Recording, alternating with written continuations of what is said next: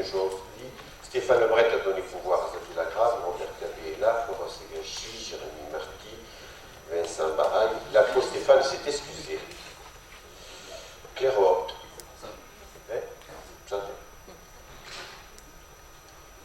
Paulette Saint-Germain est là, Stéphane Leblanc aussi, Alain Lalanne aussi, Michel Laménière, Thierry Poulin, Gérard Dehaze, Joël Ducongé, Jean-Claude Grémiot,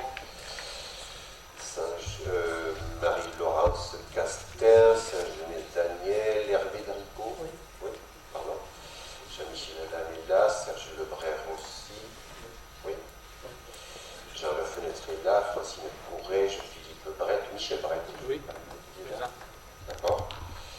René Douce, Lambert Gilbert, Nadine Faber, Jacques Parga, Dominique Saint-Germain, Françoise Tastet est excusée, elle a donné pouvoir à Dominique Saint-Germain, Jean-Paul Doré est là, Jean-Jacques Dufault bien sûr, Frédéric également, Jean-Michel Barros, oui.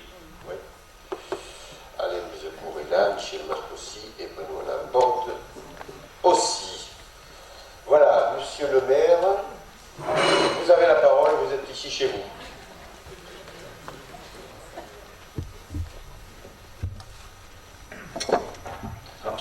Bien. Bonsoir à tout le monde, monsieur le président, bonsoir, monsieur le directeur de la communauté de communes, bonsoir. Monsieur, madame et monsieur de la presse, bonsoir. Mes chers collègues, bonsoir à tous. Et c'est au nom de mon conseil municipal que je vous souhaite la bienvenue à Saint-Louboué et dans notre nouveau foyer. Un foyer qu'on a rénové et qui, il n'y a pas très longtemps, qui est terminé. Je crois que c'est pas trop mal. Ça chauffe, hein, vous avez chaud? Bien, Saint-Louboué, je ne vous dirai pas plus, c'est simplement 1700 hectares, monde agricole, mais surtout aussi un monde artisanal, puisqu'on trouve pas mal d'artisans chez nous, et ça c'est très bien. Ça vient à Saint-Louboué, pas mal d'associations aussi, et je voudrais remercier tous mes collègues maires d'avoir participé à la photo pour défendre notre course landaise, qui en ce moment vit quelques moments un peu dramatiques, mais on espère tous qu'on va s'en sortir et qu'on pourra revenir sur les arènes très prochainement. Après tout ça, la réunion a très bien commencé. Je vais souhaiter à monsieur le président qu'il fasse la même et après on se retrouvera autour du bar pour partager des bonnes choses qui viennent de Saint-Louboué. Voilà, et à tout à l'heure, merci.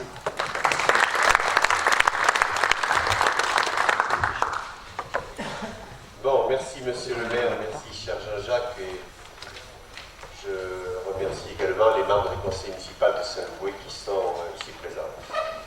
Et puis je souhaite m'adresser à toi Jean-Jacques, m'adresser à toi d'une manière un petit peu particulière, parce que on te connaît, on t'apprécie, on est toujours fiers d'échanger avec toi, et j'ai envie de laisser parler tout simplement mes sentiments,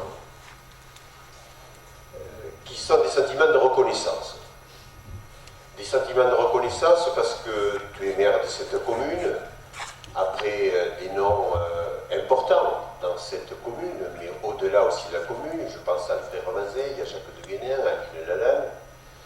Tu as relevé un défi avec ta nouvelle équipe, mais je veux surtout louer l'implication qu'il a tienne dans cette commune. On pourrait dire ça de tous les maires, mais ici à Saint-Louboué, c'est un petit peu particulier. Tu t'impliques d'abord dans le secteur associatif, et je pense à la course landaise, je vais y revenir. Et puis tu pratiques cette jonction entre ton engagement public avec ton activité professionnelle. On connaît le forgeron, le ferronnier que tu es, le réparateur de machines agricoles, ta disponibilité vis-à-vis du monde agricole, mais aussi ta grande disponibilité vis-à-vis de ta commune. Alors je sais, Jean-Jacques, que dans la vie, il y a quelquefois des moments difficiles, des moments délicats. Tu traverses une période difficilement délicate. Je voulais te dire à titre personnel, mais je crois pouvoir le dire aussi, exprimer le vœu de l'ensemble du conseil communautaire, toute notre reconnaissance pour ce que tu fais et pour apporter ce supplément d'âme à la course landaise. Parce que Saint-Louboué, c'est la capitale de la course landaise sur notre territoire. voisines qui n'ont pas eu l'audace de tes prédécesseurs quand ils ont décidé de couvrir les arènes, viennent régulièrement le dimanche après-midi à l'occasion des fêtes pour organiser cette course hollandaise, et tu le fais toujours avec un très grand plaisir. Voilà, je veux saluer tous ces actes qui caractérisent ta personnalité et surtout ton humilité et ton dévouement pour la cause publique. Merci encore, Jean-Jacques.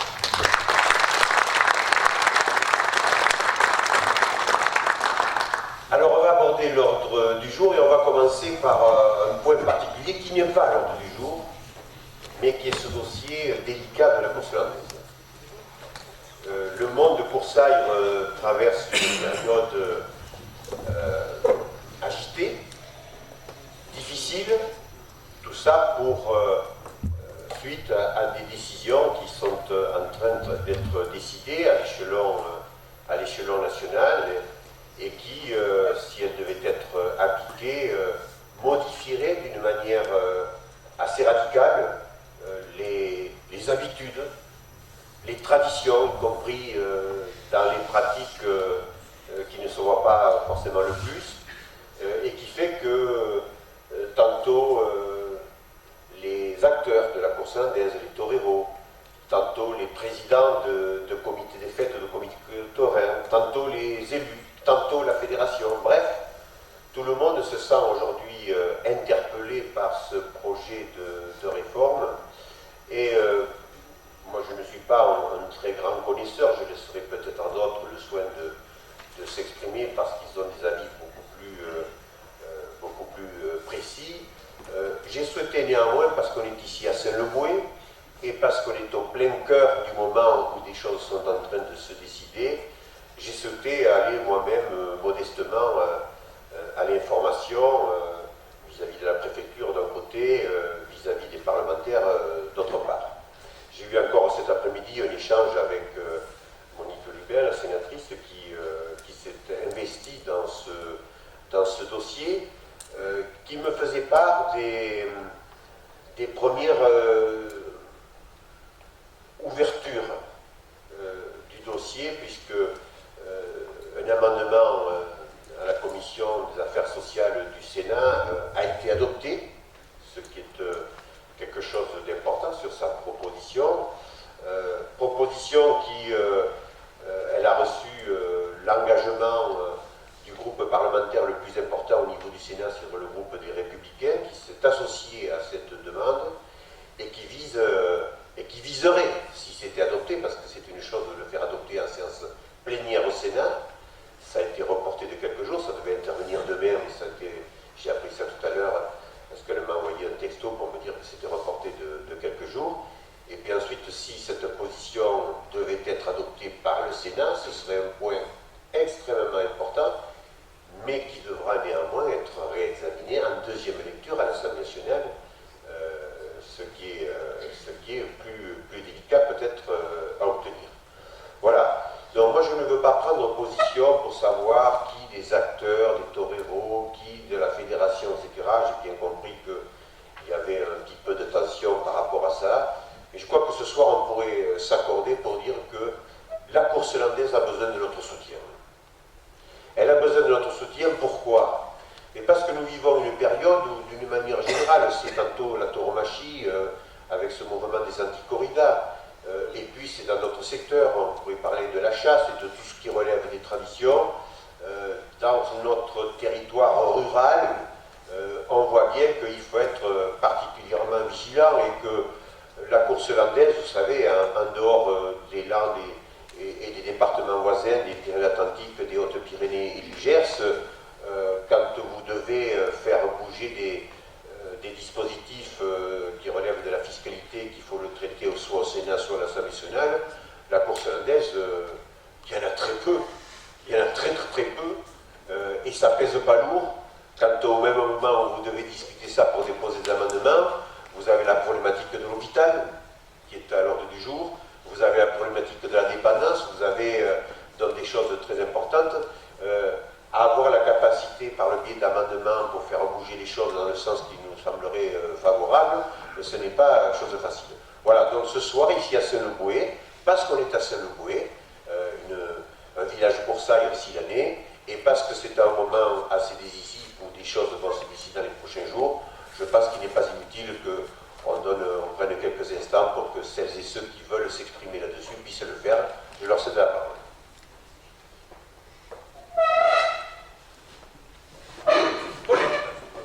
Ah, merci de me remplacer dans le...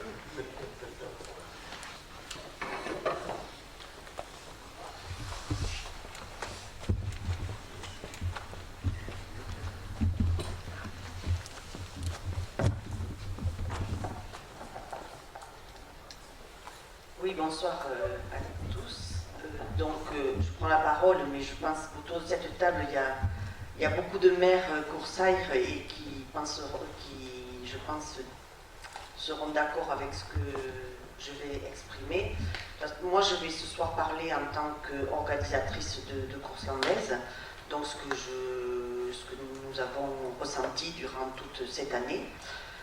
Alors, je vais faire un récapitulatif. Donc, en février 2019, à l'Assemblée Générale de la Fédération, la Fédération nous a fait part de la suppression de ce forfait URSSAF. Donc, nous avions obtenu de haute lutte, il y en a qui s'en souviennent encore, en 97. Voilà. Donc, on en a profité pendant presque 20 ans, ou plus de 20 ans. Et donc on nous a annoncé qu'aujourd'hui ça serait fini et qu'on serait rattaché au régime général, donc des cotisations sociales, c'est-à-dire une entreprise aujourd'hui pour ses salariés et autres. Ce qui pour nous, ça a été un véritable choc. Voilà. Donc ça c'était en février.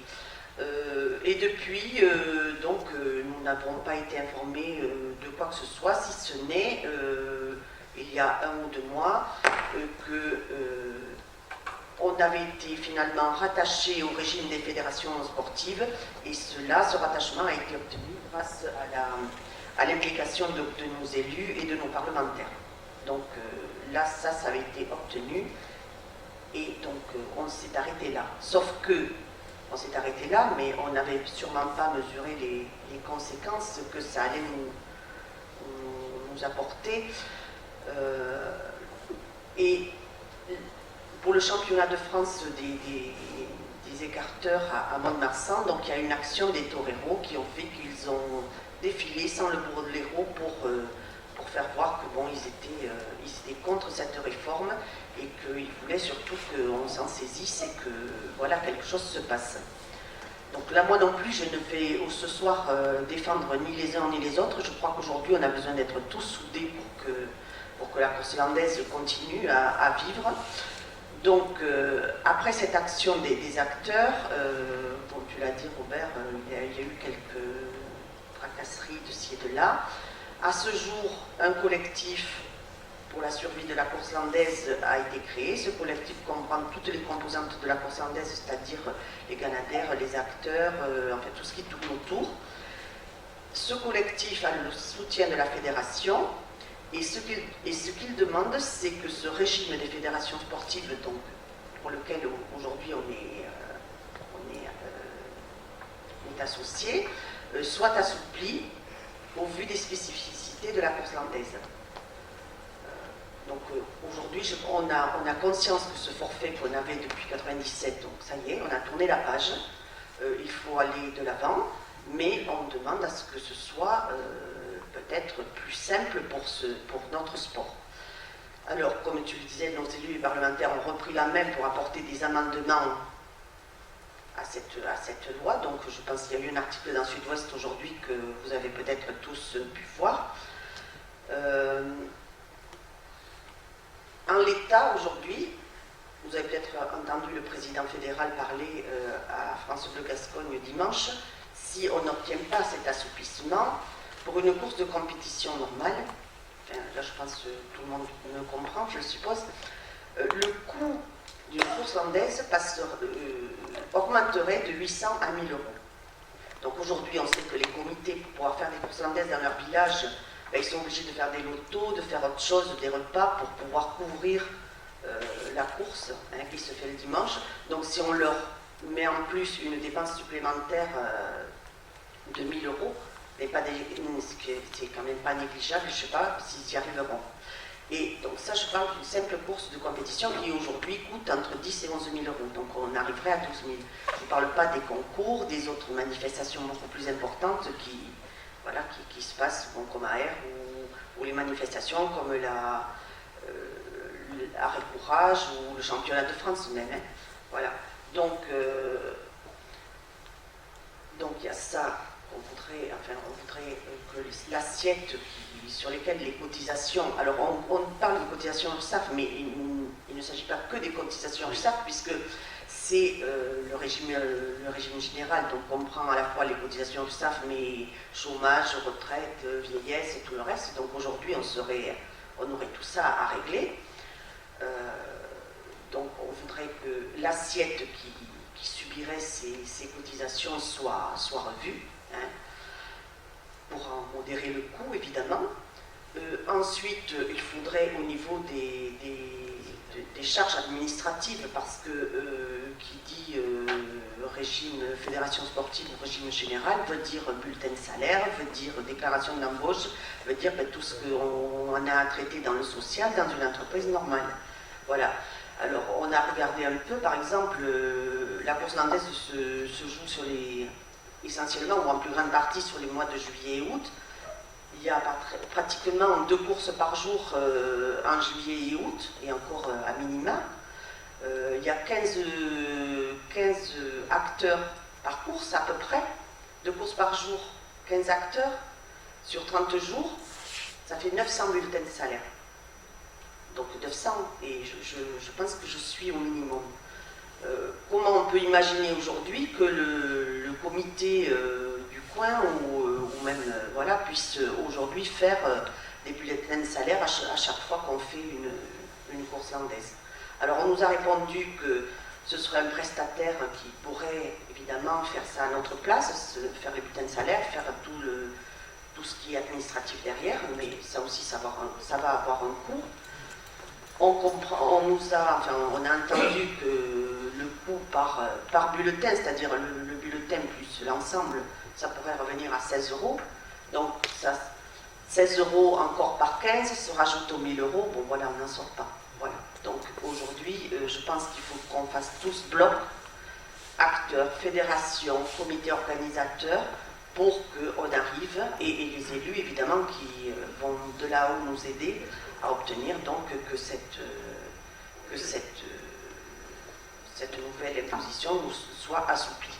Il ne faut pas oublier que si aujourd'hui les écarteurs n'ont pas repris le boléro depuis le championnat de France, toutes les courses de ce trimestre ont été annulées, donc tout ce qui était prévu dans les comités, puisqu'il y avait des comités qui recevaient ces courses, je parle donc par exemple de Saint-Loup dimanche qui recevait donc la présentation de l'Armagnacaise et qui faisait à partir de ça donc la grosse journée pour nos pots. Donc j'ai vu que la journée pour nos pots était maintenue, mais il n'y aura pas de course landaise et donc ça peut porter préjudice au comité de Saint-Loup par rapport à la rentrée d'argent, puisque avec la course landaise il y a quand même sûrement beaucoup plus de monde. Il y a derrière la course landaise, il y a quand même un enjeu économique aussi. Hein, je veux dire, ça fait travailler aujourd'hui les Ganaderos en vivent, ils disent très mal, mais bon, ils sont encore là, donc ils doivent en vivre. Les comités, donc ça leur apporte, au-delà de ce que ça coûte, ça quand même les repas, la buvette, tout le reste. Donc voilà, à la fédération, il y a 3 salariés aujourd'hui, donc c'est quand même autour de la course landaise, il y a une économie. Il y a une vie économique. Et si aujourd'hui elle tendait à disparaître, déjà, bon, mais je ne sais pas comment, bon voilà, c'est une passionnée qui vous parle, c'est sûr, mais comment on pourrait vivre ici dans le sud-ouest nos fêtes de village sans qu'il y ait cette attraction, quoi, hein, voilà. Donc le collectif, avec l'appui de la fédération, organise une manifestation le samedi 23 novembre à Mont-de-Marsan.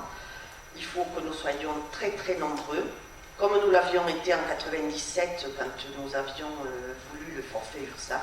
Voilà, donc moi je fais appel à tous ceux qui sont ici autour de cette table et puis à tous les gens qui veulent que nos traditions subsistent dans le sud-ouest et nos traditions en général. comme tu le disais tout à l'heure, bon, la chasse, le reste, voilà, bientôt on va tout nous interdire et voilà. Donc je compte sur vous pour être présent le 23 novembre à Mont-de-Marsan pour soutenir la course landaise, parce que comme tu le disais, on ne soutient pas la fédération, on ne soutient pas les acteurs, on ne soutient pas les comités, on soutient la course landaise et on veut que la course landaise continue à vivre. Voilà, merci. Est-ce que quelqu'un d'autre veut prendre la parole? Je vais dire 2 mots. Oui.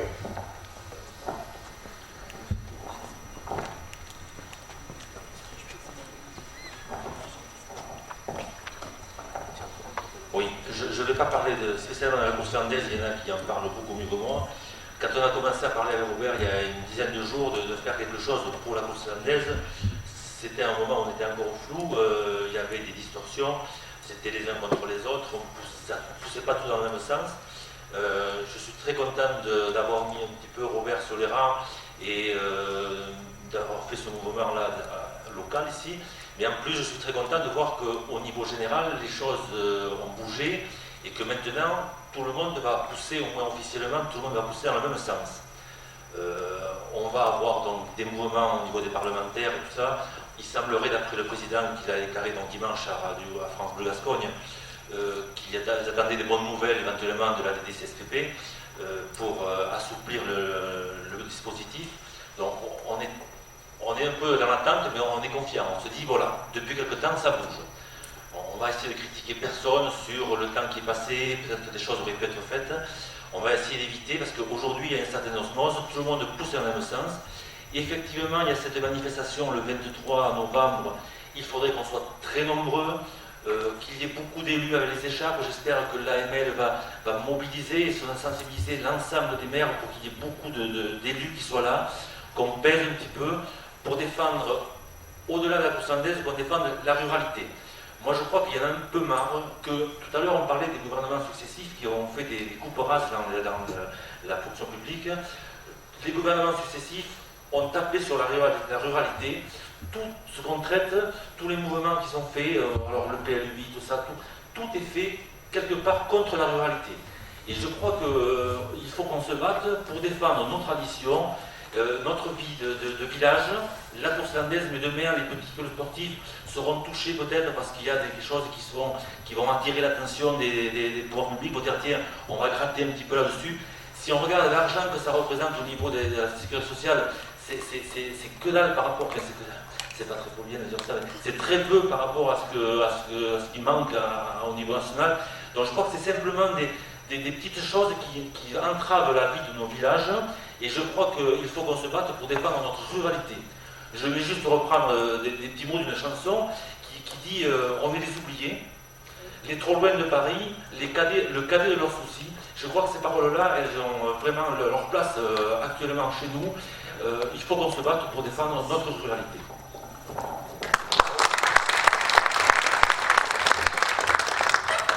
Bon, on va clore là-dessus pour que celles et ceux qui ne sont pas forcément au fait des réalités de la course landaise, juste quelques petites précisions. Aujourd'hui, ça fonctionne avec un système forfaitaire. En gros, les comités organisateurs versent 23 €, d'après ce que j'ai compris, par acteur à la fédération, et la fédération verse 21 € à l'URSSAF. Alors on met en avant l'URSSAF, et c'est pas l'URSSAF qui est tellement mise en cause là-dedans. C'est ce qui est mis en cause, c'est le fait que l'administration, je ne vais pas la personnaliser, l'administration en général souhaite que ceux qui se pratiquent d'une manière habituelle, donc je ne dirai pas plus, rentrent dans le champ de la normalité. Je vais le dire élégamment comme ça. C'est-à-dire qu'il y ait des bulletins de salaire, qu'il y ait des déclarations, etc., chose qui n'est pas le cas, aujourd'hui. Alors, il y a celles et ceux qui, par principe, disent non, il faut garder le système actuel. Il faut garder le système des forfaits. C'est deux choses différentes. On peut se battre pour garder le système du forfait, tout en veillant à ce que, effectivement, les choses paraissent plus légales, on va le dire ainsi.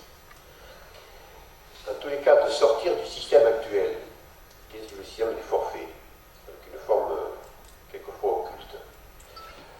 Si ça bascule directement, puisqu'au 31 décembre 2019, la dérogation sur le forfait est terminée, si ça bascule directement sur le système du régime général, là, ce n'est pas 800 ou 1000 euros de plus.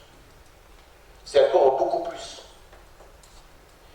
Et donc, la solution transitoire a consisté à dire, mais pourquoi ne pas rapprocher le monde de la course landaise au système des fédérations sportives, qui est un système très déclaratif, où il y a des bulletins de salaire, il y a d'autres déclarations, mais avec des taux moindres que le régime général. Autrement dit, la question aujourd'hui, c'est de dire, est-ce qu'on peut garder le système actuel avec ses côtés positifs, c'est-à-dire que ça ne coûte pas trop cher, mais avec ses côtés qui sont mis en cause par l'administration, c'est-à-dire que tout ça est payé en liquide, on va le dire. Si on y prend garde, on passerait d'un extrême à l'autre, en termes de coût, et là ce serait la mort pour bon nombre de comités. Donc de le rattacher, moi je pense que de le rattacher au système des fédérations sportives, c'est moins pire, c'est peut-être même, osons le dire, mieux, mais ça n'empêche pas qu'il peut, et c'est le combat que mènent nos parlementaires, de défendre un système forfaitaire dans ce système rattaché aux fédérations sportives, pour en déterminer le montant. Et tout ça, ça concerne combien de monde? Ça concerne, allez, 150 personnes. Pas plus. Donc ce n'est pas ce qui va ruiner la sécurité sociale. Et je crois que c'est le principe des pratiques où tout ça se payait en liquide qui est très clairement visé. Voilà. Donc, ce qui et qui dit passer d'un système de paiement liquide à un système où il faut faire des bulletins de salaire, ça veut dire des déclarations. Et vous l'imaginez, dans une quadrilla, tout le monde n'est pas forcément rémunéré au même niveau. Et donc de rendre ça transparent, mais ça veut dire que tout le monde dans la quadrilla va savoir comment il touche le copain. Et alors, ça se complique. Ça se complique. Hein? Donc, moi, en tous les cas, c'est ce que l'on m'a expliqué. Bon, voilà, donc, laissons faire les parlementaires pour qu'ils avancent. Il ne faut surtout pas tomber dans le régime général, parce que là, ce serait la mort subite, hein, la mort sûre. Mais, même si on doit être rattaché à la fédération sportive, le principe que défend Monique Lubel d'avoir un système forfaitaire me paraîtrait quelque chose une solution peut-être raisonnable. Voilà, donc nous ce soir on soutient la course landaise et on défend la course landaise. Mes chers collègues, je vous propose maintenant qu'on rentre dans l'ordre du jour, avec néanmoins 3 petites précisions en termes de communication. D'abord, c'est vous dire que je vais vous proposer de rajouter un point à l'ordre du jour. C'est un fonds de concours que la communauté commune doit à la ville d'Aire pour le quartier des Gravereaux. Je vous en dirai davantage tout à l'heure.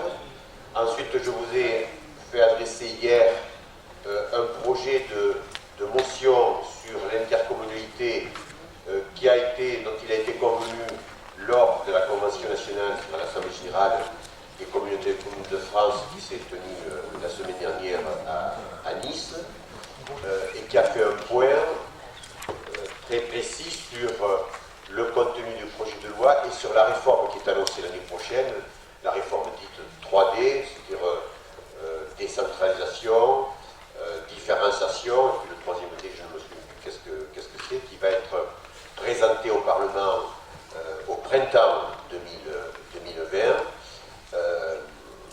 Le Premier ministre est venu spécialement pour tenir un discours de quelques 20 minutes devant les congressistes. Pourquoi? Parce que le vote du du Sénat sur cette réforme contient un certain nombre d'articles qui, sur certains points, reviennent en arrière par rapport à l'intercommunalité. Et l'Assemblée générale des communautés communes et des communautés d'agglo souhaite que l'Assemblée nationale réécrive pour gommer ces retours en arrière tels que le président de la DCF l'a exprimé. Le Premier ministre est venu devant le Congrès pour dire qu'il souhaitait garder une stabilité dans le contenu des réformes, ce qui a été perçu par l'ensemble des concrétismes, parce que c'est ça que ça voulait dire, que vraisemblablement l'Assemblée nationale va gommer un certain nombre de décisions qui ont été prises par le Sénat, mais sachant que c'est l'Assemblée nationale qui a toujours le dernier mot. Voilà, c'est pour ça que je vous ai joint tout ceci, vous l'avez lu. Est-ce que ça vous pose problème qu'on adopte cette motion qui prône, le titre c'est l'intercommunalité, le temps de la stabilité est venu. Et la stabilité, ça veut dire non seulement ces problèmes de compétences, mais ça veut dire aussi, ça c'est très clairement affirmé, qu'on ne souhaite pas voir les communautés communes et les communautés d'agglo devoir se rapprocher, fusionner avec des voisines, notamment par rapport à ce seuil de 15 000 habitants que nous ne respectons pas. Nous avons pu passer dans le tamis parce qu'on avait un système dérogatoire, mais donc là ce qui est important c'est de ne plus contraindre les intercommunalités de se fusionner pour qu'elles atteignent le seuil des 15 000 habitants. Voilà, est-ce que sur la motion vous avez des observations particulières? Sinon je ne vais par principe la mettre aux voix. Ce n'est pas une motion de la communauté communautaire, c'est une motion préparée par la DCF au niveau national pour appuyer ce qui a été proposé par le président de la DCF. Est-ce qu'il y a des demandes de parole? Non. Est-ce que sur l'adoption de la motion, je vais vous demander quels sont ceux qui sont pour son adoption? Y a-t-il des voix contraires? Des abstentions? Elle est donc adoptée et on l'enverra au ministère. Dernier point, non, avant-dernier point, sur les marchés de travaux, je dois vous soumettre à votre information que nous avons signé un marché de travaux pour les travaux d'entretien au point d'attente pour les voies communales de la communauté commune. C'est l'entreprise STPAG de Valence-sur-Balise qui a été retenue parce que c'est elle qui a fait la meilleure offre. Et donc, je suis en mesure de signer ce marché et j'ai le devoir de vous en donner communication. Et enfin, un point important, très important, j'ai eu un appel la semaine dernière du directeur de l'hôpital de Bayonne, M. Glanès, qui m'a fait part de la création prochaine, vraisemblablement à partir du 1er janvier 2020, de ce qu'on appelle un groupement coopératif sanitaire entre la clinique de la Dour à Aire et l'hôpital Lainé à Mont-de-Marsan. Pourquoi c'est le directeur de Bayonne qui m'a appelé pour m'informer de ceci? Tout simplement parce que le directeur de Lainé est parti dans le courant de l'été, et vous l'avez vu dans la presse aujourd'hui, il y a un nouveau directeur qui va arriver au 1er janvier, et donc le directeur de Bayonne fait l'intérim pendant quelques mois. Donc il m'a fait part du fait que la charte qui va porter ce groupement coopératif sanitaire et qui va regrouper donc un hôpital public avec une clinique privée est en bonne voie. Les professionnels de santé se sont, semble-t-il, en tout cas c'est ce qu'il m'a dit, accordés sur la répartition des rôles des uns et des autres. Le groupe Clinifutur resterait propriétaire des murs de la clinique d'Aire. C'est le groupe Clinifutur qui poursuivrait, même qui va accélérer le processus d'investissement, notamment au niveau des urgences et au niveau d'un centre de dialyse qui serait créé.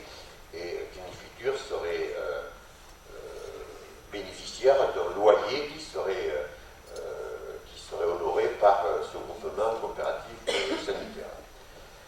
La demande du directeur, et c'est là qu'on en vient à quelque chose qui nous concerne très directement, c'est de savoir si au détour de la création de ce groupement, qui serait donc la nouvelle entité juridique, si la communauté commune pouvait envisager une exonération fiscale sur la taxe foncière. Bon, donc on est en train de regarder ceci pour d'abord mesurer l'impact. On a quelques doutes avec Jean-Pierre, mais on va obtenir une réponse, j'espère rapidement, de l'administration fiscale. Je ne voulais pas le faire tout à l'heure devant le directeur. Ça me paraît un peu tard parce que nous on sait que les exonérations fiscales, on peut les accorder. On avait accordé un dispositif, rappelez-vous, quand il s'agissait des investissements pour une hypothèse il y a quelques années, mais ça doit se faire antérieurement à une certaine date, qui est celle, me semble-t-il, du 1er septembre. Or, on est le 14 novembre. Donc on va clarifier ceci. J'ai évoqué la possibilité avec le directeur de l'ANES et sa correspondante de l'hôpital d'Aïné, Madame Barr, de leur demander de venir nous présenter ce projet de réforme, ou plutôt ce projet de restructuration, de la restructuration que de la réforme, de façon à ce que là aussi on ait une information directe par les principaux acteurs de cette restructuration, et de façon à ce qu'on ait capacité les uns et les autres, on connaît l'importance de la clinique dans notre secteur, qu'on ait la possibilité de poser toutes les questions. Donc on va essayer de voir si on peut leur demander de venir au prochain conseil communautaire le 10 ou le 12 décembre. Voilà, donc je ne peux pas vous en dire plus ce soir, à nous de faire ce travail pour savoir ce qui est possible de faire et ce qui ne l'est pas, à nous de vérifier un certain nombre d'impératifs dans ce projet de restructuration, et puis on se donne rendez-vous dans quelques semaines pour en savoir davantage. Voilà. Xavier.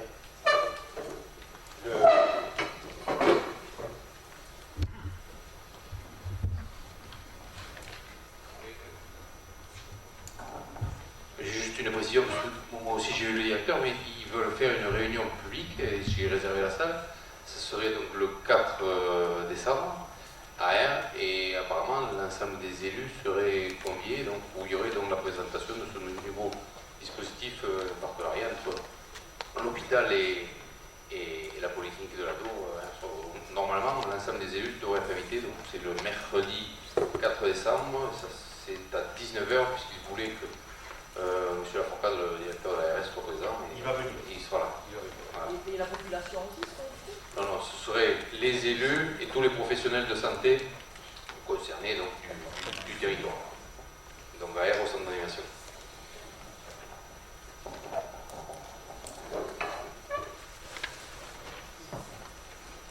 Bien. Alors, l'ordre du jour, d'abord l'adoption du PV de la séance du 24 septembre. Est-ce que vous avez des commentaires, des réflexions? Non, il n'y en a pas. Il est donc adopté. Point suivant, définition de l'intérêt communautaire. Alors, là aussi, on va faire simple, puisque on vous a adressé un projet de définition de l'intérêt communautaire sur quelques points précis. Tout ça pourquoi? Parce que dans le courant de l'été, on a reçu une lettre de M. le Préfet, nous stipulant, nous rappelant que si on ne définit pas précisément l'intérêt communautaire, automatiquement, c'est la communauté commune qui doit prendre l'ensemble des compétences. Donc, on s'est mis en relation avec les services juridiques de la préfecture et on a reçu des réponses postérieurement à l'écriture du document qu'on vous a transmis. Bon, vous allez voir, c'est très simple. Il y a deux points en particulier. S'agissant alors, où est-ce que j'ai... Ça, c'est la version corrigée. Alors, la version initiale, Jean-Pierre. Normalement, la version initiale, dans celle que tous les délégués ont devant eux.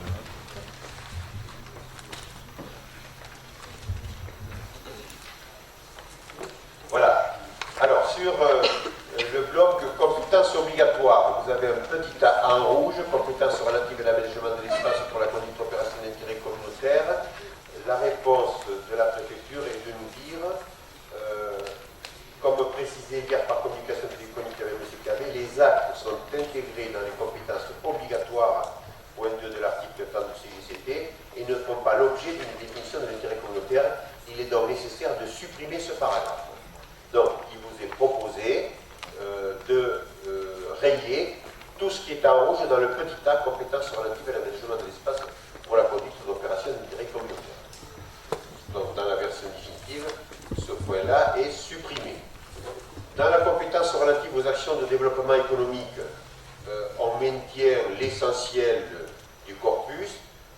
On vous propose néanmoins de rajouter dans le chapitre relève de l'intérêt communautaire qui resterait, et on rajouterait, si vous êtes d'accord, toute opération nouvelle à compter du 1er janvier 2020 concernant, et après on reprend l'écriture en noir tel que c'est écrit, et on supprimerait à l'exception des locaux d'une superficie inférieure à 150 m². Pourquoi cette précision?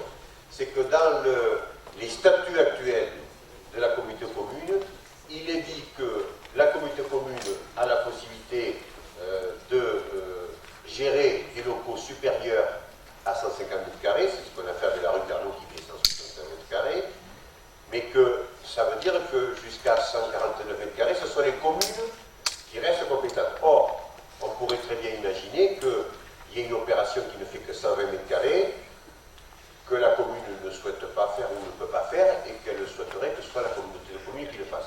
Donc c'est la raison pour laquelle on dirait que, à partir du 1er janvier 2020, pour toute nouvelle opération, et on gomme le chiffre de 150 m², et si, au cas par cas, il y a un besoin, si une commune veut dire, moi j'ai un local de 80 m² ou de 100 m² que je souhaite, pour une opération nouvelle, j'entends bien, assurer la gestion, eh bien, on prendrait simplement une délibération au conseil communautaire dans le cadre de l'intérêt communautaire, et ça ne nous obligerait pas à modifier les statuts. Bon, donc c'est une simplification. S'agissant de la compétence optionnelle, deuxième chapitre, petit a, compétence relative à la politique du logement et du cadre de vie. Alors, il y a ce que l'on a repris, c'est son intérêt communautaire et les actions suivantes, et là il n'y a pas de changement, c'est tout ce qui touche à la mise en œuvre de l'OPH, de l'opération programmée d'amélioration de l'habitat, donc c'est maintenu. Également est maintenue la mise en œuvre d'un programme local de l'habitat, puisque c'est une compétence communautaire. Par contre, il vous est proposé de rajouter participation à la mise en œuvre d'une opération de revitalisation du territoire, ORT, en coproduction avec les communautaires sur Adour et de Barcelone-du-Gers, réalisation d'études préalables à cette opération. Alors, de quoi s'agit-il? C'est un terme nouveau, l'ORT. C'est une mesure qui a été prise récemment dans le cadre de la loi dite Élan, qui touche essentiellement le logement, et d'une manière plus générale, la revitalisation commerciale dans les centres-villes. Qu'est-ce que c'est qu'une ORT? C'est une convention qui est signée entre la ville-centre, Erre-sur-Adour, et l'intercommunalité, auquel on peut rajouter une commune qui est affiliée à la centralité urbaine. Et nous, on en est le bon exemple, c'est la commune de Barcelone-du-Gers, qui évidemment, en termes de centralité urbaine, fait bloc avec la ville d'Erre-sur-Adour. Auquel cas, cette convention, elle permet, suite à des études préalables ou à des recrutements de chargés de mission, de bénéficier d'un certain nombre d'aides particulières. C'est la DETR pour ce qui est de l'État, mais c'est une priorité au niveau des aides de l'ANA, et surtout, c'est la possibilité d'avoir pour les travaux sur les logements dans les centres des villes concernées, la possibilité d'une défiscalisation à un niveau assez conséquent vis-à-vis de ce que pourraient être bénéficiaires les propriétaires qui s'engageraient à des travaux de réhabilitation de leur logement pour les rendre, pour les sortir de la case de logement vacant et les mettre dans une dynamique d'accueil de population nouvelle. Et à cela s'ajoutent maintenant deux nouveaux dispositifs, une aide du département des Landes et une aide du Conseil régional Nouvelle-Aquitaine, qui peut, selon des montants différents et des modalités particulières, qui peuvent venir accompagner. Autrement dit, il y a là la possibilité, et pour ça il faut être candidat, il y a là la possibilité de mobiliser des moyens, soit sous forme d'aide publique d'État, de région, de département, soit des systèmes de priorité des aides de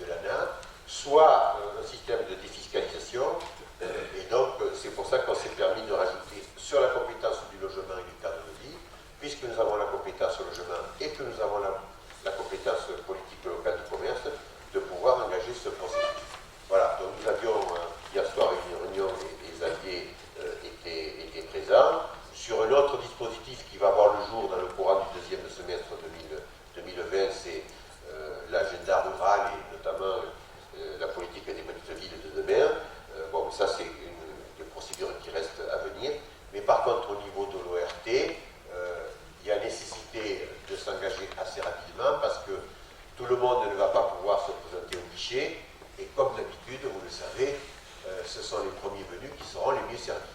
Voilà, d'où l'idée que nous avons demandé ce qu'il y ait une réunion entre la préfecture des Landes, la sous-préfecture du Mirande, mais aussi tous les partenaires, les CAUE, les départements, les régions, etc., pour qu'on puisse engager ce processus dans lequel on sera en partenariat avec les deux communes d'Aire et de Barcelone. Voilà, sur le reste de la compétence relative aux politiques de logement et des cadres de vie, il n'y a pas de modification. Le petit B, page suivante, dans tout ce qui touche à la création, l'aménagement et l'entretien de la voirie, on vous propose de ne rien modifier, mais désormais, la liste des rues ou des chemins ou des boulevards qui était une annexe des statuts va devenir une liste qui relève de l'intérêt communautaire, et donc si on veut rajouter des rues, etc., eh bien, on n'aura pas besoin de modifier les statuts avec une délibération des votes de commune, mais ce sera le conseil communautaire qui seul pourra délibérer. Bon, tout ce qui touche les équipements culturels et les écoles sans changement. Au niveau de l'action sociale, il est proposé, là aussi, à la demande de la préfecture, il est proposé de rajouter participation au dispositif XL Autonomie associant le département des Landes et la Poste. C'est au niveau du conseil d'administration, nous avons validé. Voilà, donc il vous est proposé de réécrire, et la préfecture nous demande de mettre participation financière par le biais d'une convention au dispositif XL Autonomie associant le département des Landes et de la Poste. Voilà. On va vous envoyer la nouvelle rédaction. Ensuite, on rajouterait en rouge pour l'EHPAD intégrant un service d'accueil de jour en SAJ et un service d'accueil temporaire. Ça, ce serait un rajout. Pas d'observation de la préfecture là-dessus. De la même façon que le chapitre la petite enfance, on modifie l'écriture, puisqu'on parlait des haltes garderies itinérantes. Là, on le remplacerait par crèche multi-accueil, le jardin Malice à Barcelone du Gers. On garde la halte garderie de Baïs-Fouguiran. On ferme donc, l'addition est prise depuis maintenant un an, la halte garderie de Barcelone du Gers, puisqu'elle se transforme en crèche multi-accueil. Et on ferme Diorbacher et Saint-Louis. Et on rajoute sur le transport à la demande le service du taxi social. Voilà les modifications qui vous est proposé d'ajouter. Si vous avez des observations, je vous cède la parole.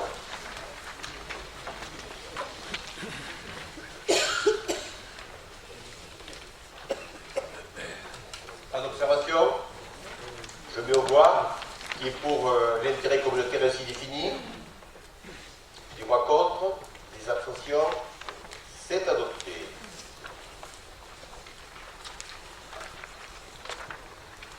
Alors, présentation de projets d'investissement à programmer. Alors, de quoi il s'agit? Il n'y a aucun chiffre ce soir, ou très peu. C'est simplement valider le principe de trois projets, de façon à ce que d'ici le 17 janvier, date limite pour déposer les demandes de subvention de l'État, la DETR, il faut déposer les demandes avec le dossier consistant pour le 17 janvier au plus tard, et pour les déposer le 17 janvier, je vous demande simplement de m'autoriser à ce qu'on engage la réflexion sur trois projets d'investissement à venir. Le premier, c'est la rénovation du réfectoire du centre de loisirs d'Aire. Le deuxième, c'est des travaux d'amélioration thermique à la maison des services publics d'Aire. Et le troisième, c'est des travaux d'amélioration thermique à la médiathèque d'Aire.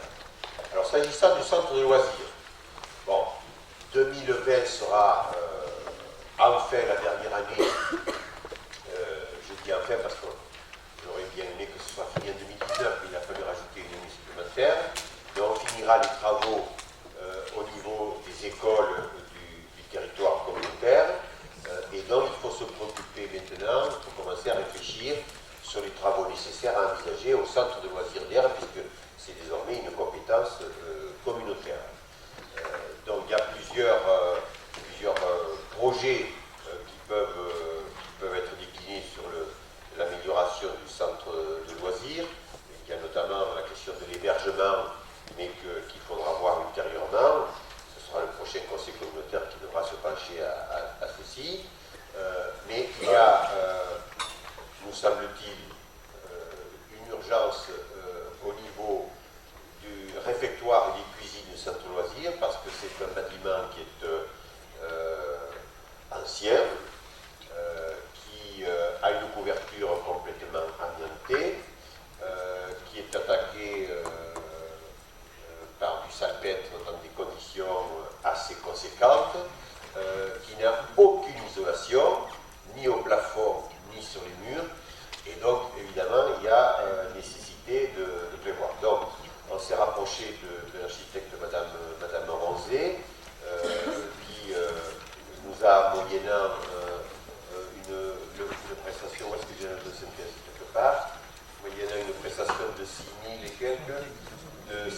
528 euros TTC, serait en mesure de vous remettre pour la date fatidique de la mi-janvier un dossier, une esquisse avec un estimatif qui nous permettrait de servir de support à la demande de subvention.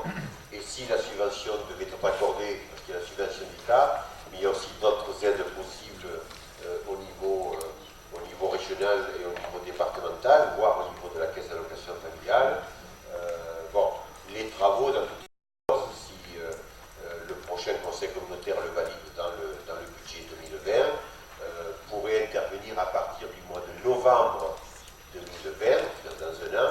Pourquoi novembre? C'est pour permettre le maintien de l'activité du centre de loisirs durant les vacances de Lucerne 2020. Et ces travaux pourraient se durer 3, 4, 5 mois, être en tous les cas terminés pour les vacances de Pâques 2021. Voilà, donc il vous est proposé de m'autoriser à engager le processus avec Mme Rosé pour ce dossier. Le deuxième dossier, c'est l'amélioration thermique à la MSAP. Donc on avait fait le choix, on a peut-être commis une erreur, de ne pas au départ prévoir la climatisation. Pourquoi? Parce que ça partait d'un bon sentiment en disant, dans ce bâtiment avec des murs qui font 40 cm d'épaisseur, on est protégé contre les chocs thermiques, mais pas du tout. Et qu'on lâche maintenant cet été, c'est la deuxième année que ça nous arrive. On reçoit des enfants en bas âge, notamment auprès du CCDFPP, ça veut dire le centre médico-pédagogique pour les enfants, psychopédagogique, voilà, je vais y arriver, et que ces locaux doivent être fermés quand on dépasse une température de 28 degrés. Ce sont des enfants de 1 jour à 3-4 ans, etc., ce qui est le cas. Donc il faut qu'on intervienne. Là aussi, on avait mandaté un cabinet qui nous a fait une copie, au départ une copie très ambitieuse qu'on a revue à la baisse avec Philippe Brett et puis le directeur et Yannick Dupouille. Et donc on resterait a priori dans l'enveloppe qu'on a votée au budget primitif 2019. On avait voté une somme de 75 000 euros qui prendra en compte à la fois une modification dans le système des ventilations des sanitaires, des toilettes de la MSAP, où il y a eu manifestement des dysfonctionnements, et il y aurait installation d'une climatisation pour d'autres locaux. Voilà, ces travaux pourraient être faits dans le courant du premier trimestre, en tous les cas avant le printemps 2020. Et le troisième dossier, il est beaucoup moins avancé, c'est les travaux d'amélioration thermique à la médiathèque. Là aussi, lors du conseil communautaire qui s'était tenu à Vermoyen, je crois, quand on avait reçu l'architecte bordelais, qui nous avait fortement déconseillé de mettre la climatisation, eu égard à l'importance du bâtiment, qui fait 1100 m² et qui aurait généré des dépenses très, très conséquentes si on avait installé la climatisation. Or, il se trouve que ce bâtiment, comme vous le savez, il est très vitré et il prend du matin jusqu'à l'après-midi le soleil plein pot, ce qui fait qu'il y a des températures qui dépassent l'été régulièrement les 30 degrés. Voilà, donc ce qui pose quelques problèmes et qui fait qu'il y a des gens d'ailleurs qui ne viennent pas parce qu'il fait trop chaud. Bon, donc là aussi on a mandaté un cabinet d'études, le cabinet ACIEM, pour un montant de 4 290 euros, qui doit nous remettre prochainement sa proposition. Par contre là, nous n'avons pas, autant pour les crédits d'études, on les avait mis au budget primitif 2019, par contre là, ce sera, si on accède aux propositions de ce cabinet, ce sera quelque chose à mettre dans le budget primitif 2020. Voilà les trois dossiers sur lesquels je vous propose de débattre. Si vous avez des questions ou des suggestions à formuler, de façon à ce qu'on se mette en piste pour solliciter les différentes subventions. Y a-t-il des observations? Est-ce que ces trois investissements vous paraissent opportuns? Bon, écoutez, si vous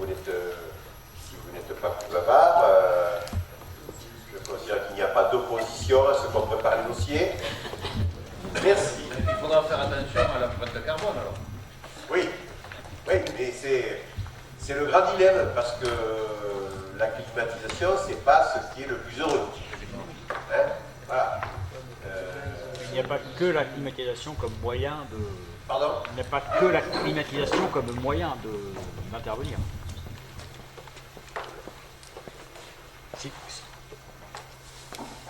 Si le problème vient du problème des vitres, il y a aussi des solutions sur le vitrage et sur l'extérieur du vitrage. Alors, il n'y a pas que la climatisation comme solution. J'ai oublié de le préciser, effectivement.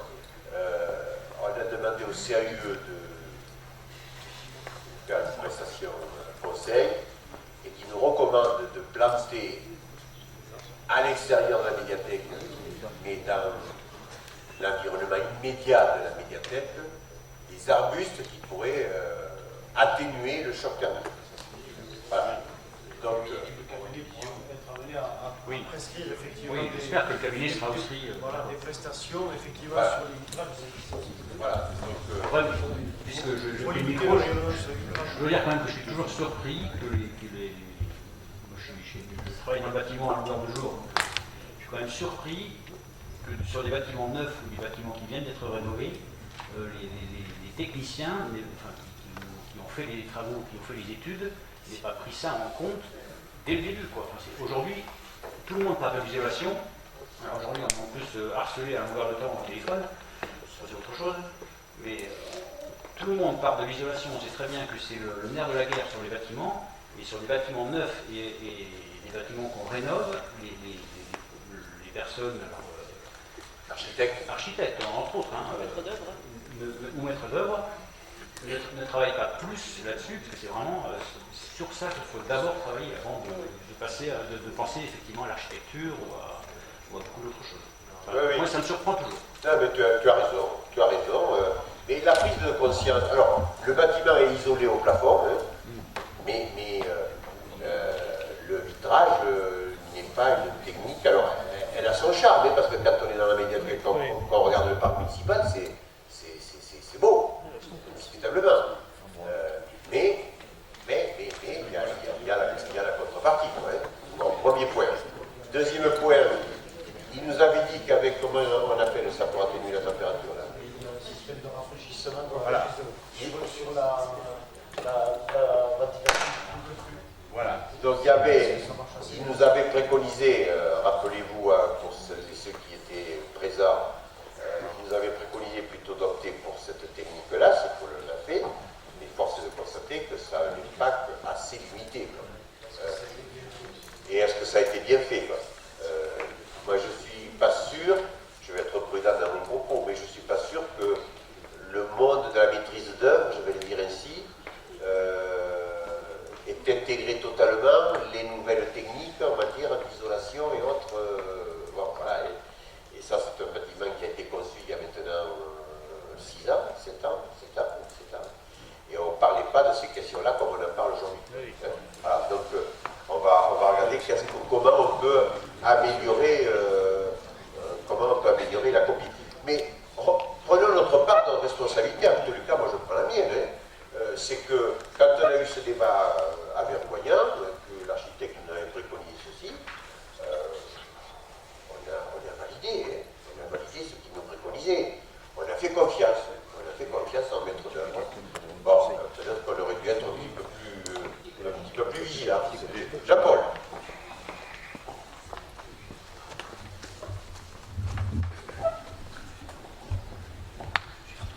Oui, je ne peux laisser passer tout ça sans dire ce que je pense. Oui.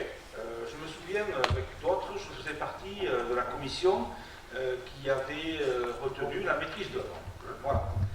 Je me trouvais, comme d'autres collègues, quoi, et il y avait la représentante de la DRAC de Bordeaux, qui nous a conseillé, quand on a fait cet architecte, ce maître d'œuvre, et nous on s'est laissé enfumer, on a pris celui-là, moi compris, voilà, et je le regrette, parce que, voilà,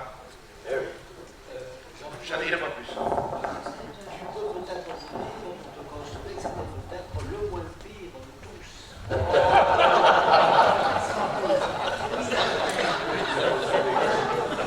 Bon, alors écoutez, ne faisons pas des accusations qui pourraient porter préjudice.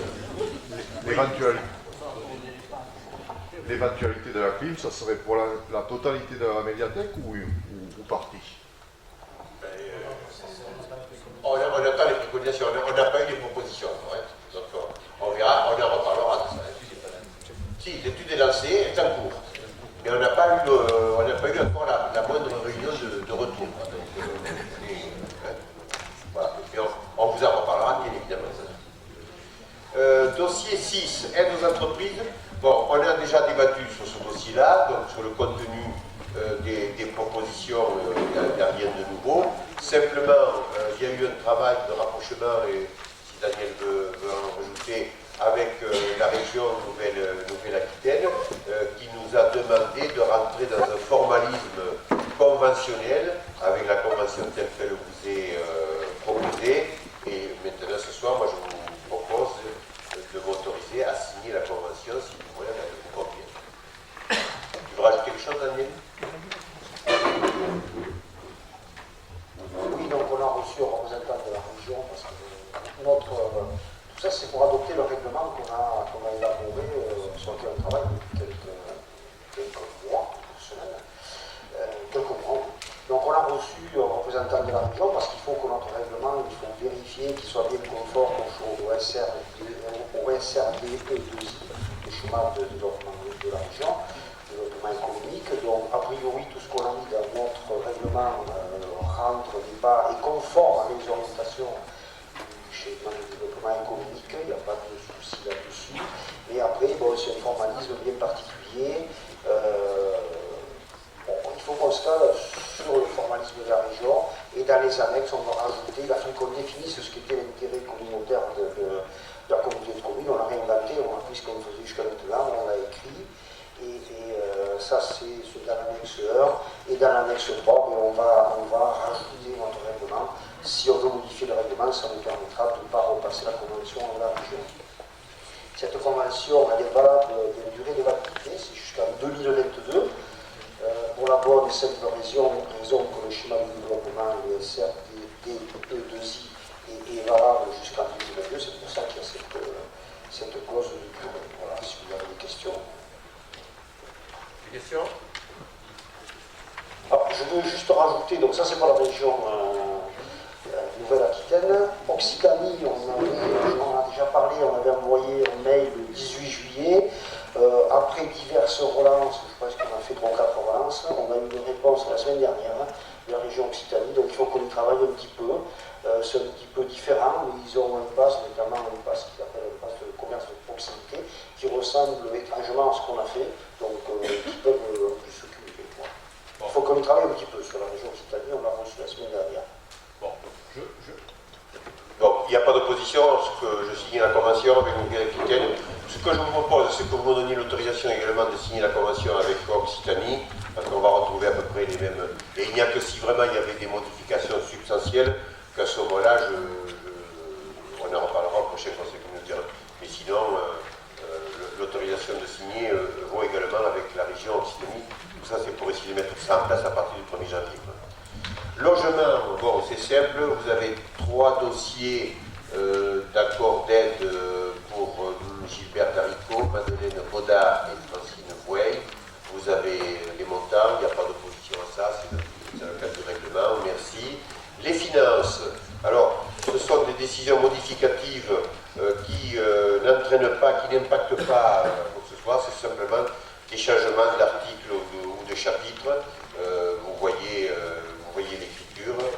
Voilà, on a quelques commentaires. Justement, s'agissant de la médiathèque, vous savez qu'il y a un véhicule qui a fait une marche arrière un peu rapide et qui est venu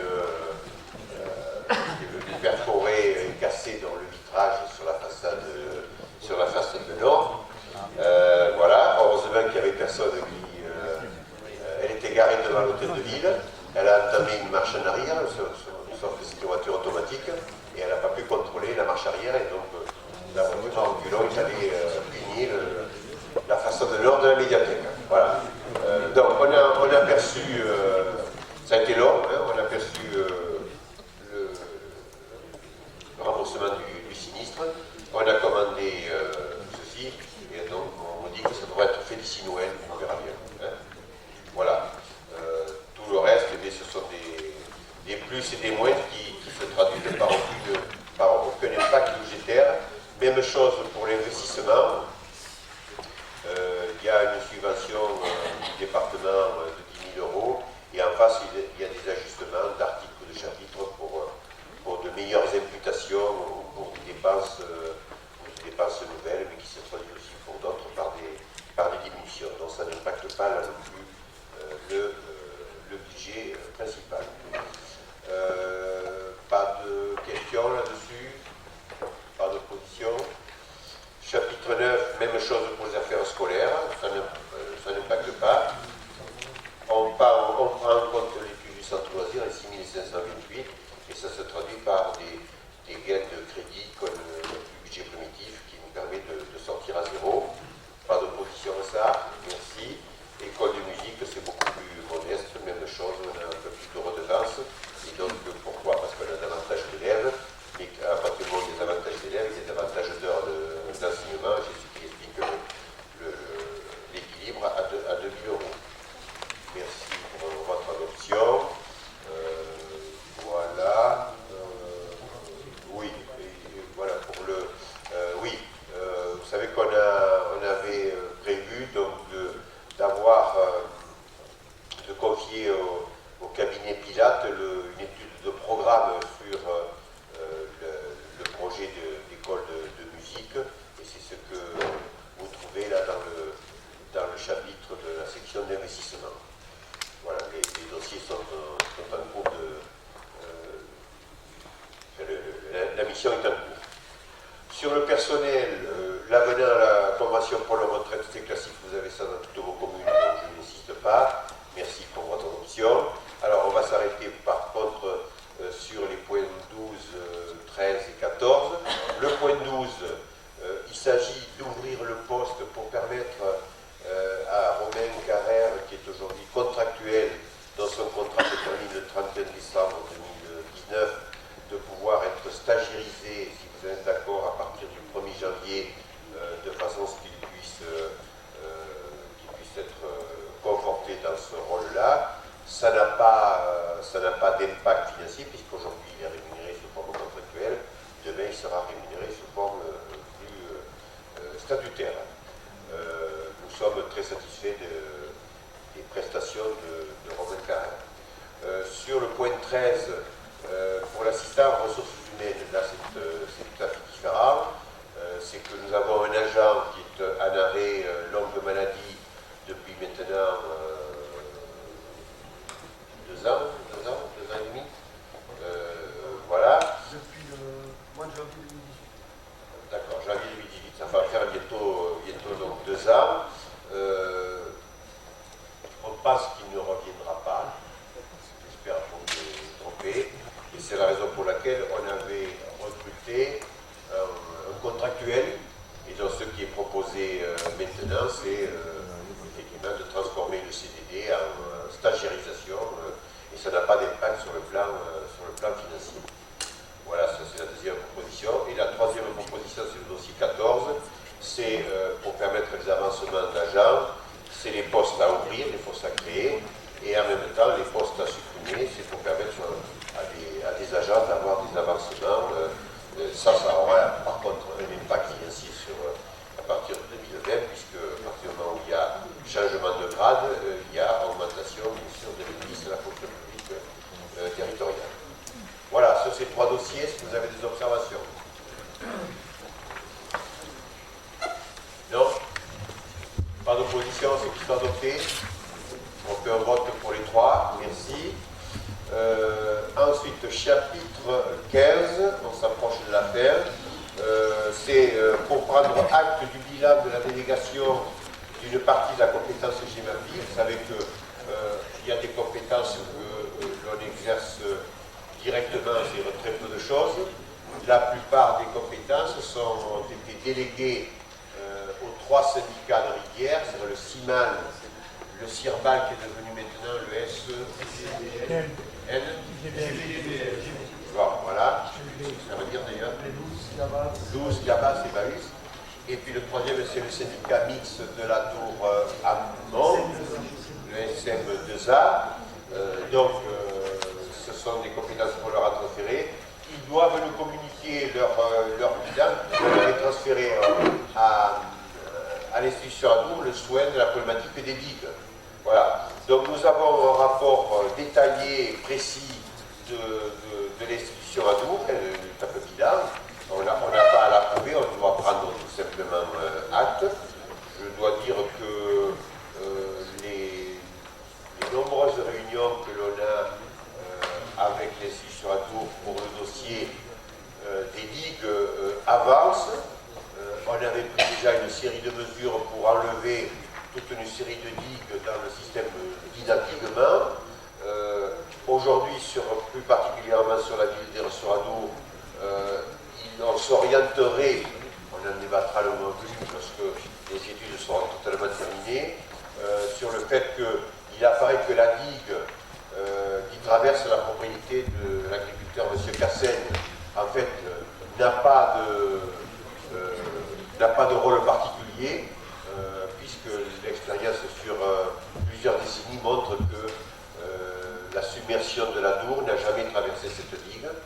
Donc, l'institution Adour avec le cabinet qui est la CACG de Tarbes nous préconise de ne rien faire comme investissement particulier là-dessus, sans pour vouloir dire à la limite que si le sieur de Cassaigne était d'accord, il pourrait la démolir ou la mettre en transparence, c'est comme ça qu'il faut dire, c'est ça qui est la démolir. Bon, voilà, je pense qu'il ne sera pas fâché de cette chose-là. Par contre, le cabinet nous recommande, et là aussi on aura une décision à prendre lorsqu'ils auront finalisé leur prestation, il nous recommande de classer la digue dite de la Plaine, qui est la digue qui longe l'accès au centre de loisirs, parce que, y compris sur une crue, comment on dit, une crue de 20 ans, vingtenale, l'eau, elle n'arrive pas de l'amont, elle arrive à s'introduire dans le quartier de Mestade par le biais des arènes. Et elle remonte la rue des Arènes à l'envers. Et donc, ils sont en train d'étudier avec précision qu'est-ce qui pourrait être fait techniquement pour qu'il y ait un obstacle artificiel. Alors, il y a plusieurs idées qui sont émises. Les uns, monsieur le vice-président chargé de la voirie, disent mais pourquoi le barreau c'est la voirie? Bon, ça peut être une technique. D'autres disent qu'il peut y avoir exceptionnellement des barrages artificiels. Donc, ils nous ont dit que vers Noël, on va dire en janvier, ils seraient en mesure de nous formuler des propositions concrètes, mais ils nous recommandent quand même assez fortement d'envisager le classement pour nous permettre de disposer des aides qui sont prévues à cet effet.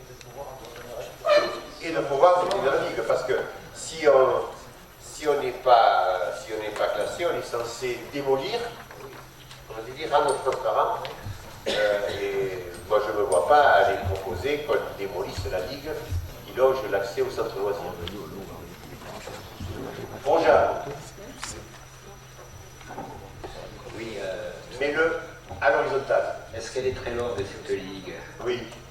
Parce que je vois qu'au SEM 2A, tout le monde est très frileux, personne ne veut se classer de digue. À ce jour, personne ne classe de digue. On est très prudent parce qu'il dit classement de digue, il dit des études en amont et tout. Ça, alors, c'est des aides, mais ça entraîne beaucoup de frais.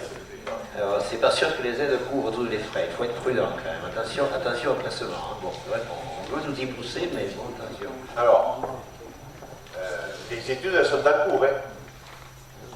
Il y en a d'autres qui s'imposent après quand c'est classé. Non, mais je te parle des RSO là. Moi, je ne te parle pas du SM2A. Hein. Non, mais là, en général, quand on classe des digues. Oui. Non, mais attention. Alors, il faut préciser les choses. S'agissant de toute la partie landaise,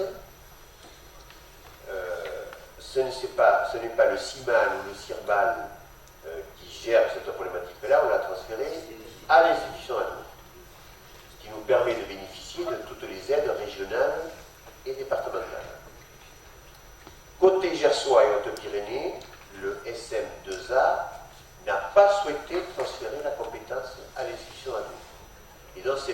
CM2A qui porte le projet de A à Z, y compris les études. Et effectivement, j'ai assisté à 3 réunions à Tarbes, enfin 2 à Tarbes et 1 à Roumourguet, et effectivement, il y a une grande frilosité des élus parce que ils peuvent y laisser la chemise et le pantalon et tout le reste. Ouais. Et donc, il y a des villes qui sont fortement exposées aux inondations et ils n'osent pas envisager de se lancer dans le classement. Ce qui fait que côté Gersois et aux Pyrénées, il est beaucoup possible qu'ils ne classent rien, sauf que ça veut dire que la loi, les préfets peuvent leur demander de démolir ce qui existe. Oui, ça on n'en est pas sûr, mais c'est possible. Ah non, c'est la loi. Par contre, Attends, Jacques, attends, ne dis oui, pas je ça. sais. C'est la loi qui dit ça. On peut les laisser comme ça. Mais oui, mais bien sûr. Non, parce que, bon, je ne veux pas être mauvaise langue, mais bon, je crois que la partie gersoise ne voulait pas adhérer à l'institution Adour parce qu'elle avait la réputation d'être assez généreuse dans les coûts, dans les... Enfin, oui. Elle pousserait un peu à la consommation. Bon. Écoute, enfin, pour ceux qui ont travaillé un tout petit peu, autrefois. Écoute, il y a ce qui se dit, je vais être précis, parce que je vois manifestement que tu captes des ondes négatives. Donc on va être précis. L'expérience montre que quand il s'est agi de l'étude d'impact portée par l'État, on nous avait annoncé ailleurs sur Adour des chiffres de pratiquement 1 million. Résultat des courses, les études précises que nous avons nous demandées à l'institution Adour, puisqu'on les a compris, montrent que la digue des Saligues de chez Cassaigne, il n'y en a pas besoin. Et 2, sur la digue de la Plaine, je pense que celle-là, il faut la garder, et que si on rentre là-dedans, ça va nous permettre d'avoir des aides. Donc, la réalité montre que c'est le contraire de ce qui est véhiculé. Hein. Sauf que, allons jusqu'au bout, il y a y compris un président du SM2A qui souhaite être le patron de A à Z. À la réunion de Tarbes à laquelle je me suis rendu le déplacement le soir, je lui ai dit que c'était une erreur, et je leur ai dit à tous, en assemblée générale, que c'était une erreur de vouloir garder cette responsabilité. Parce qu'ils ne pourront pas y faire face financièrement. Et que partant de là, les régions et les départements ne les suivraient pas financièrement. Bon, voilà, donc il faut qu'ils assument leur choix. Et aujourd'hui, pour se défendre, ils disent non, il ne faut pas aller à l'institution parce que ça c'est n'importe quoi, etc. Mon œil. Bon, voilà, que chacun assume ses responsabilités. Et moi, je tenais un petit peu à rétablir quand même l'ordre des choses. Hein. Voilà. L'étude concernant Herbe sur Adour, elle va nous coûter maximum 2000 €. Hein. Nous, pas résiduelle pour la communauté commune. Hein. Bon, donc on ne vient pas me dire que c'est excessif, que c'est ci ou là. Pourquoi? Parce qu'on a eu des aides de l'État, de la région et du département. Voilà, j'espère que tu transmettras ces ondes dites positives. Merci. Sur les finances personnelles, c'est vu. Sur les nominations. Bon, alors, par contre, je dois vous avouer que je vous ai joint la synthèse de l'étude stratégique du CIMAL, mais elle ne me convient pas. Parce que je trouve qu'il n'y a rien. Donc, je vous propose de ne pas prendre acte pour le CIMAL, et je vais leur demander d'être beaucoup plus précis et concret, un petit peu quelque chose qui ressemble à ce qu'a fait l'institution Adour. Quant au CIRBAL, on leur a demandé, ils nous ont rien transmis. Donc on va tirer les oreilles aux 2 présidents successifs. Hein? Voilà, donc le dossier, je vous demande de prendre acte de l'institution Adour, mais de retirer le dossier du CIMAL. Voilà, et le CM2A, je n'ai pas. Voilà, mais je crois qu'on a fini. Est-ce que vous avez des questions diverses? Oui. Alors non, il faut qu'on rajoute le point complémentaire sur le plan de concours. Alors de quoi il s'agit? La ville d'Aire est maître d'ouvrage de travaux importants qui ont été faits sur le quai des Gravereaux. Vous savez tous que c'est le quai des Gravereaux en bordure de la Dour, là. Hein? Bon, ces travaux sont maintenant terminés. Il s'avérait que, outre les problèmes de voirie et du fluvial, il y avait également, la ville a souhaité qu'il y ait une passerelle assez conséquente qui soit mise en place, ce qui fait que le coût global pour la ville était supérieur au coût global de la voirie pour la communauté commune. Donc c'est la commune qui a été maître d'ouvrage de l'intégralité du chantier. Partant de là, nous on doit rembourser à la ville le coût de ce qui a été déterminé pour la partie bande de roulement sur la voie. On avait budgétisé un montant de 160 000 €. Xavier nous a indiqué tout à l'heure cet après-midi que le cabinet en question n'était pas en mesure de nous remettre le DGD à ce jour. Donc ce que je vous propose, c'est que vous m'autorisiez à verser le fonds de concours, mais il faudra au préalable que la ville d'Aire valide également ce fonds de concours. C'est pour essayer de faire en sorte que tout ça soit payé avant le 31 décembre 2019. Donc je ne suis pas très précis sur le montant, je vous le communiquerai, et c'est pour permettre de purger cette affaire.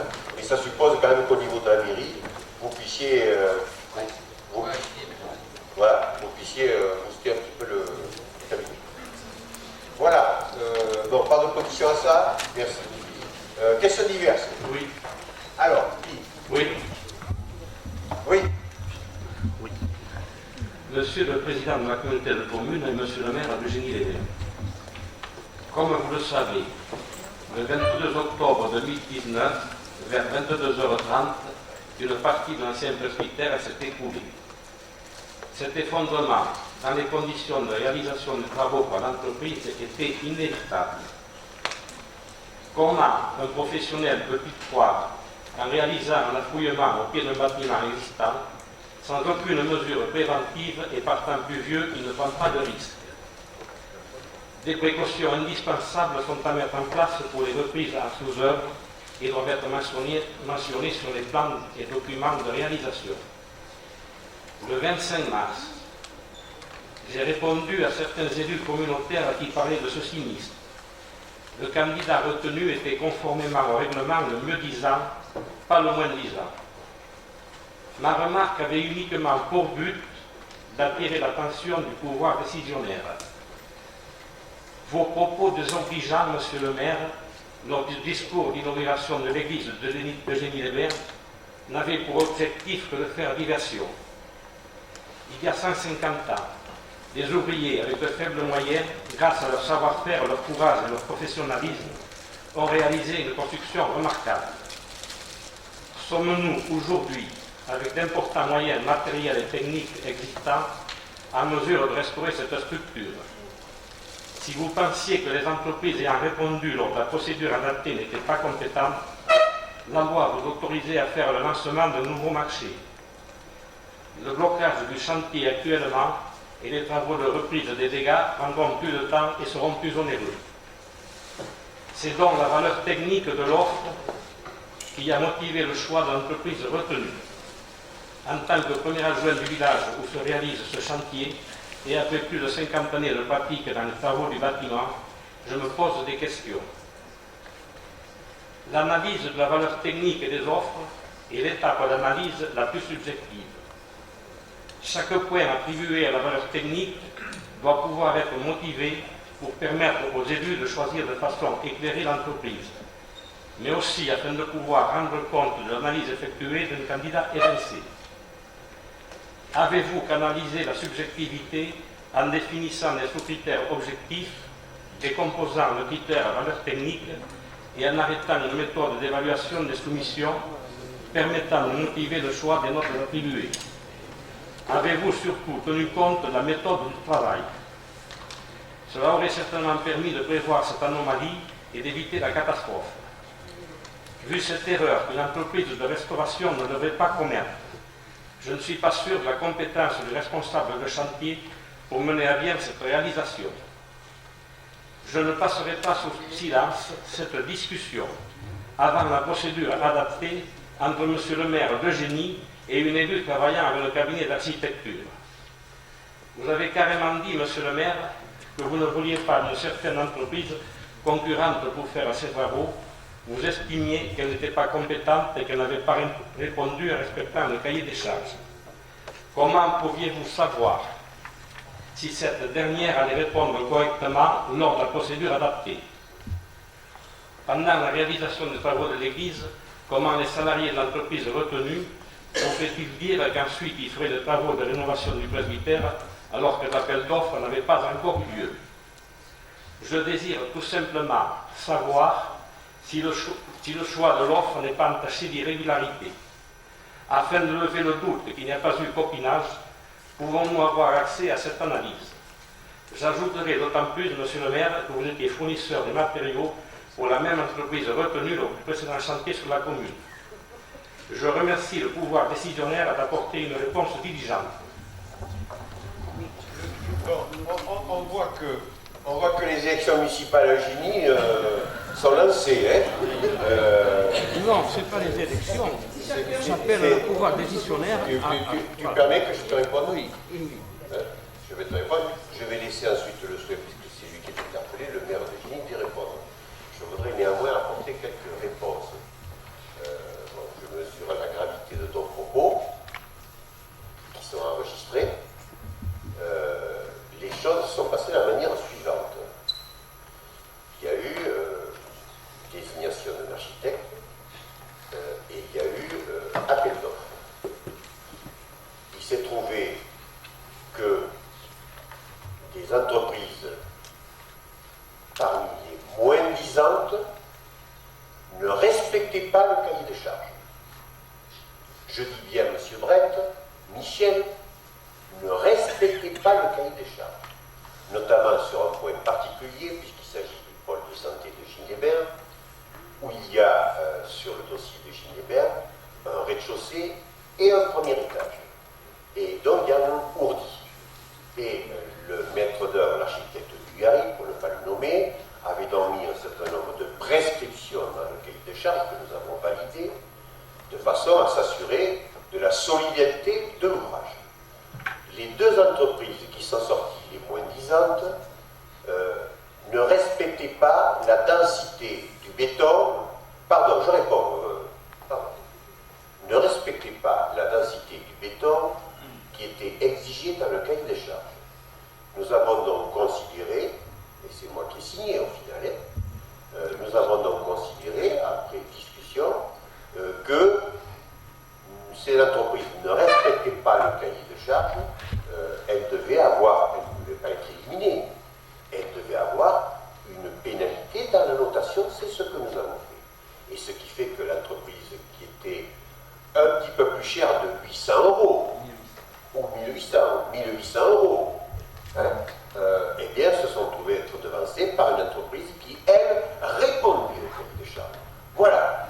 Partant de là, un certain nombre d'acteurs du bâtiment, et dont Michel Brett, ici présent, fait partie, se sont mis au détour de cet accident effectivement malheureux, puisqu'il y a eu, je laisserai le soin à Philippe d'expliquer ce qui s'est passé exactement, il y a eu effectivement un affaissement, et qui fait que certains acteurs, dont Michel Brett, se permettent de mettre en cause l'impartialité des décisionnaires que nous sommes.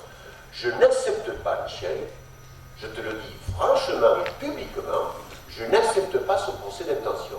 Parce que si on te suit, cela aurait voulu dire qu'il fallait retenir les moins 10 ans, c'est c'est-à-dire Non, mais vous n'avez pas écouté. c'est-à-dire des entreprises qui ne respectaient pas les cahiers de charges, et s'il y avait eu ultérieurement un problème, tu aurais été peut-être le premier à nous le reprocher. Voilà, sur ce, je passe la parole à monsieur le maire de Gigny, je vous répondrai président de la communauté de communes. Je rappellerai simplement, pour compléter les propos que tout le monde et la vision concernant les coûts de ces entreprises, moi je vais les citer parce qu'on n'est pas là pour faire de la langue de bois. L'entreprise la moins disante en prix, l'entreprise du Pouille de Saint-Agné, celle qui était 500 € plus chère que du Pouille était l'entreprise Garbage de Vers-sur-Adour. L'entreprise en prix, je parle bien en prix pour l'instant, la troisième était 1800 € plus chère, c'est l'entreprise du Boss et c'est celle qui a été retenue. Au-delà des 3 autres entreprises qui ont répondu. Il y avait l'entreprise Bellarini d'Air-sur-Adour, qui se trouve et qui était un peu plus de 30 000 € plus cher que les autres. Il y avait Cesputi de Mont-de-Marsan, qui était un petit peu plus cher que Bellarini. Et la dernière entreprise, c'est l'entreprise Lesca, qui lui était sur un marché de 250 000 €. Il était beaucoup plus cher que tout le monde. Donc quand on est sur le code des marchés publics, le code des marchés publics qui dit au niveau de l'appel d'offres, quand on a une note technique qui est de 60% et une note de 40%, et à partir du moment où 4 entreprises sur les 6 qui ont répondu conformément au cahier des charges précisé et demandé par l'architecte, on est obligé de les retenir et on ne peut pas les rejeter. Et on les retient dans un ordre chronologique. Ça, c'est pour la partie complète pour le marché public. Pour que tous les gens qui sont autour de cette table comprennent ce qui s'est passé, il y a des travaux qui sont sur le bâti ancien. Il y a une partie sur une façade, la façade latérale gauche, quand on regarde le bâtiment de face, il y avait des constructions qui étaient contre. Ça a été démoli dans la chronologie des travaux, demandé d'ailleurs par l'architecte. La deuxième chronologie des travaux qui a été faite, c'était un décaissement à moins d'1 mètre avec un compactage qui a été fait par du caillou de la Dour et un point drainant. Et je ne partagerai pas tout à fait ton analyse. Moi, j'attends le résultat de l'expertise qui a quand même eu lieu, pas la semaine dernière, si la semaine avant, du cabinet qui a été nommé par l'assurance de la SAMABTP de l'entreprise de maçonnerie, qui est le cabinet de Céline Cruchaudot du Pays Basque, de Bayonne plus exactement, et qui, il y a d'ailleurs une deuxième expertise cet après-midi, qui aura lieu demain, concernant le bureau d'études béton est passé avant-hier, et demain, il y a l'entreprise spécialisée qui doit venir faire un devis à la demande du cabinet d'experts pour la démolition d'un mur, un quart, puisque c'est ce de quoi on parle. Et une fois que cela sera chiffré, l'assurance devrait prendre ses responsabilités par rapport au sinistre. Donc en termes de coût pour l'intercommunalité comme pour la commune de Chénébert, il n'y aura pas de surcoût. Sur les autres sujets, Michel, ici on a un débat communautaire, on n'est pas un débat municipal, on aura l'occasion d'en reparler pendant la campagne municipale. Oui. Et donc là je vais clore le débat, parce que je crois que ça ne sert à rien de discuter avec toi.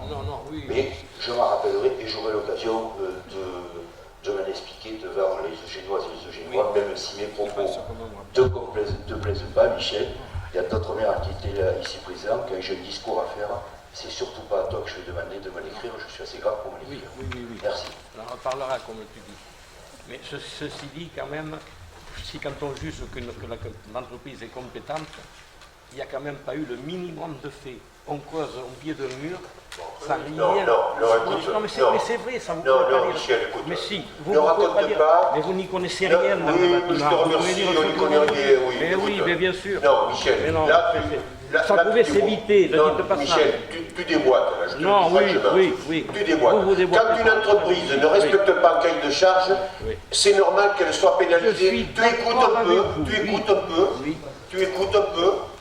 Quand une entreprise ne respecte pas le cahier de charge, c'est normal, Michel, qu'elle soit un petit peu pénalisée. Oui. Voilà. Et c'est ça que tu remets en cause. Mais tu vas en faire une affaire de fromage. Moi, je vous ramène au débat sur le Moi, en tous les cas, je prends mes responsabilités. Quand l'architecte me dit attention, voilà les notes qu'on vous propose, eh bien, on retient la proposition de l'architecte. Voilà. Est-ce qu'il y a d'autres questions diverses? Jérémy. Bien, merci. Je vais aller vite et je ne vais pas me concentrer sur un débat municipal, mais bien communautaire. Ça viendra. Lors du dernier conseil communautaire dans le Gers, dans la commune de Lanux, monsieur le maire Lambert Gisbert, vous avez, en début de séance, invité à voter pour le budget participatif de nos amis gersois. On s'était engagé à répondre, à refaire la même chose aujourd'hui. Alors, je crois qu'on a, nous, un peu plus de projets sur les communes de la commune landaise. On en a 11 en tout. Si Florence, 12. Voilà, donc on ne pourra pas voter comme la dernière fois, mais voilà. C'est bon. Si on a tout préparé, j'ai oublié de le dire. Oui, mais on ne pourra pas voter sur la même modalité que la dernière fois. Non, mais au moins, voilà, soutenez les projets de notre Comcom. On va vous expliquer. Alors, attendez. Je vous distribue.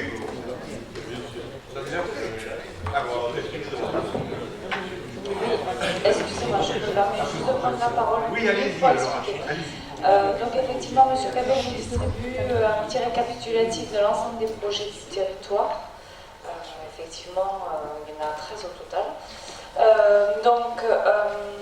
Vous avez également un bulletin de vote qui vous est donné avec le document. Ce bulletin de vote, ça serait bien de me le remettre avant de partir, pour la simple et bonne raison que pour qu'il soit validé, il faut que vous signiez la feuille d'émargement. Oui. Avec nom, prénom et une adresse mail. Voilà, sinon c'est pas validé. Alors par contre, voilà, si vous votez par mail, le vote qui sera pris en compte, ça sera le vote papier et pas le vote sur le site internet. Voilà.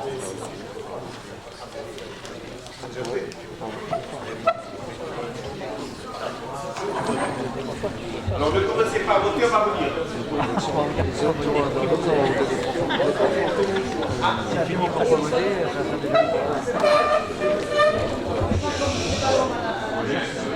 Merci monsieur Jérémy de m'avoir appelé. Heureusement que tu es là. Alors, une autre précision, effectivement, pour ceux qui ont déjà voté dans vos conseils municipaux, il n'y a pas besoin de revoter ce soir, puisqu'il n'y a qu'un vote, il y a 3 votes par personne, mais voilà, il n'y a qu'une personne qui peut voter. Voilà.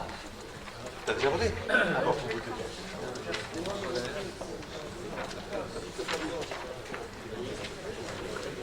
Moi, c'est fait. C'est fait aussi. Bon. Claude, t'as voté? Oui. Bon. Toi, t'as voté?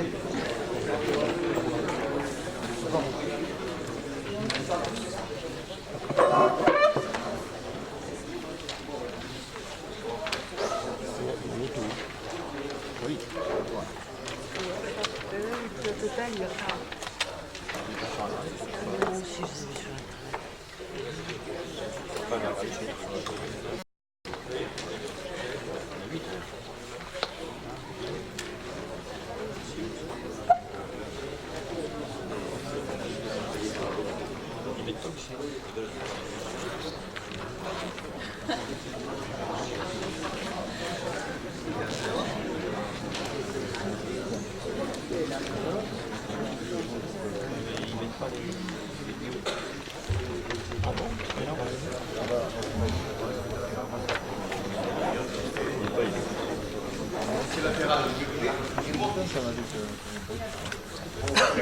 On a voté le fait de celui-là.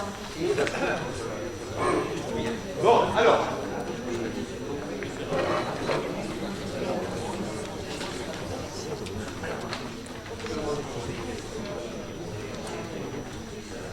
Bon, alors, très vite. Vous avez sur ce document, on a recensé, c'est Laura qui l'a fait, les dossiers avec leurs numéros qui concernent des opérations portées par des maîtres d'ouvrage qui sont soit dans la communauté commune, soit qui peuvent être extérieurs à la communauté commune, mais qui concernent des communes de la communauté commune. Bon. Donc, on va rapidement les parcourir. Alors, quelle est la première page là? Donc, le projet 5197, c'est du matériel pour jardin partage. Ça, c'est l'association qui s'occupe de l'animation des réfugiés. Alors, je ne sais pas, tu as le document là, Laura, pour dire quel est le montant de l'investissement? Je crois que c'est d'achat de matériel. C'est d'achat de matériel pour les voilà. Non, c'est l'association des réfugiés, je ne sais pas si tu as le montant. 6 000 euros. C'est voilà, c'est 6 000 euros. Donc c'est une association qui est présidée par monsieur par monsieur Lehmann. Le deuxième dossier, le 5249, c'est un jardin thérapeutique et sensoriel. Ça, c'est une association qui gravite autour de l'EHPAD, qu'on a monté spécialement pour ça. C'est un projet de jardin thérapeutique et sensoriel au sein de l'EHPAD. Les travaux, d'ailleurs, commencés. Là, c'est un budget beaucoup plus conséquent qui se chiffre à 40 200 euros. Je ne vous cache pas que c'est le CIS qui porte le projet. L'association n'est qu'un support pour présentation du dossier. Donc, je ne vous cache pas que je tiens particulièrement à ceci parce que, comme il faudra bien le faire, si on n'a pas les subventions, il faudra que ce soit le CIS qui le paye. Bon, voilà, c'est pas très illégal ce que je dis, mais je l'ai dit. Le dossier 3, le 6492, crée un espace chaleureux pour la distribution alimentaire. Donc ça, c'est la protection civile des Landes, et notamment sa section à Turin, qui a un projet de 25 500 euros. Le quatrième projet, c'est le 6844, ambulance équipée. C'est également pour la protection civile. C'est un montant de 80 000 euros. C'est pour avoir... il faut que je vous en dise un peu plus. Lorsque j'étais président du justice des Landes, quand il y avait des camions qu'on sortait du service, je faisais en sorte que la protection civile d'air, et donc pendant de très nombreuses années, les camions ont été remis gracieusement. Bon, maintenant, cette belle époque est terminée et donc ils ont besoin de fonds.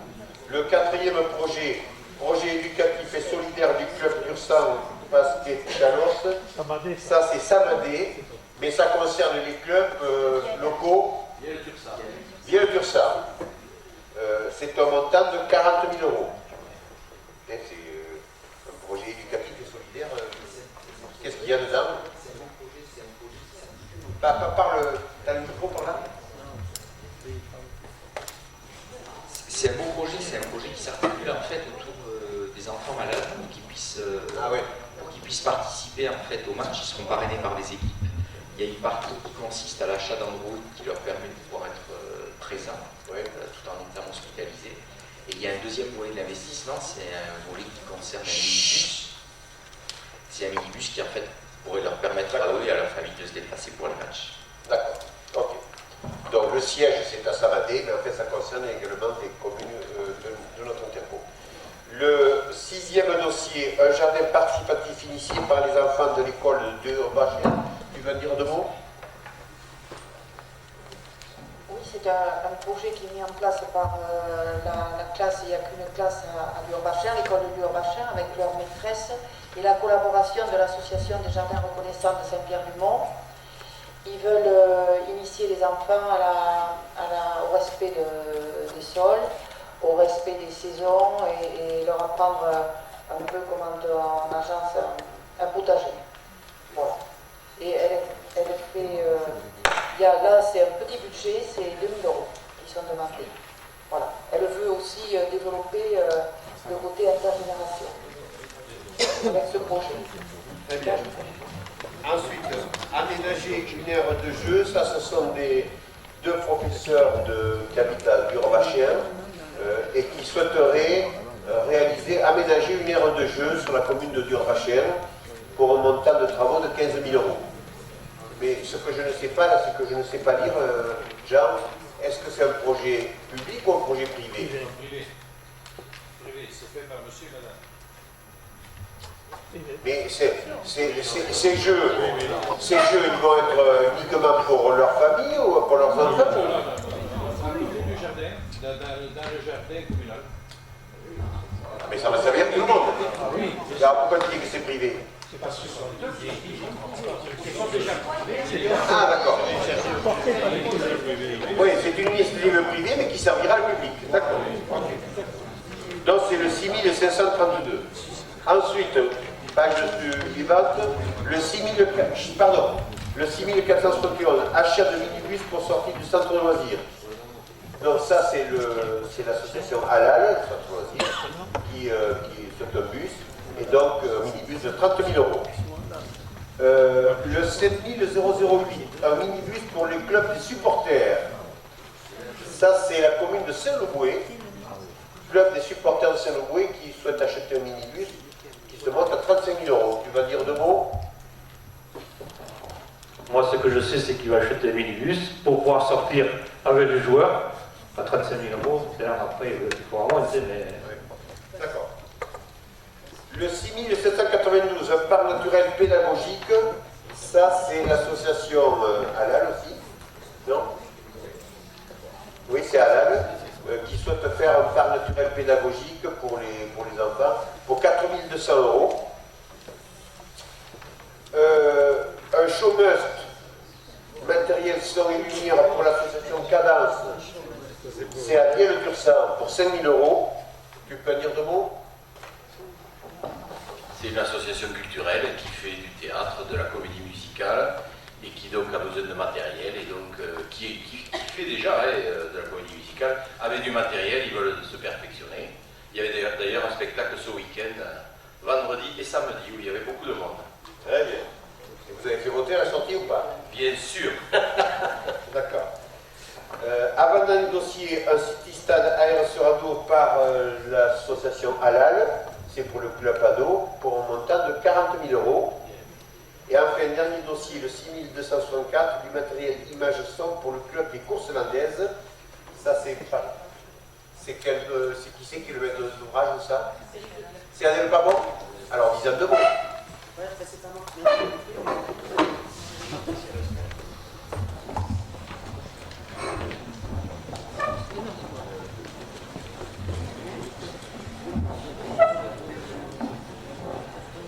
En fait, c'est pour nous équiper en matériel son et image, parce que quand on fait des réunions au club, on est quand même de 50 à 60 personnes à chaque réunion, donc c'est difficile de mener une réunion quand on n'a pas de micro, donc c'est surtout pour ça, et puis avoir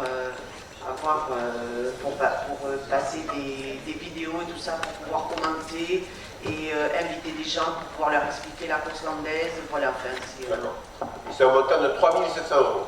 C'est ça. Bien, donc ça fait combien de projets? Ça fait 12 projets. Ça, 13 projets. Voilà, alors, il vous est proposé de voter. Pour ça, il y a l'obligation de mettre 3 choix. C'est-à-dire que si vous ne répondez que pour un choix ou pour 2 choix, le bulletin est nul. Donc il faut obligatoirement qu'il y ait 3, pas plus, mais pas moins. Donc vous votez, et ensuite, est-ce qu'il y a une urne? Non? Bon, donc est-ce qu'il y a quelqu'un qui a un béret ou une casquette? On va voter dans la casquette de... Et après, par contre, il va falloir que vous alliez chez Laura pour signer votre participation. Voilà, les jeux sont faits. Par contre, ceux qui ont déjà voté sur Internet, ne peuvent pas voter. Oui, ceux qui ont voté sur Internet ne peuvent pas voter. Et puis rien ne vous interdit de faire voter en conseil municipal. Et ailleurs.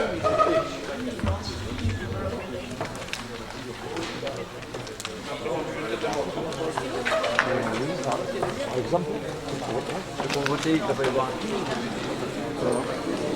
Si tu montes pour se louer.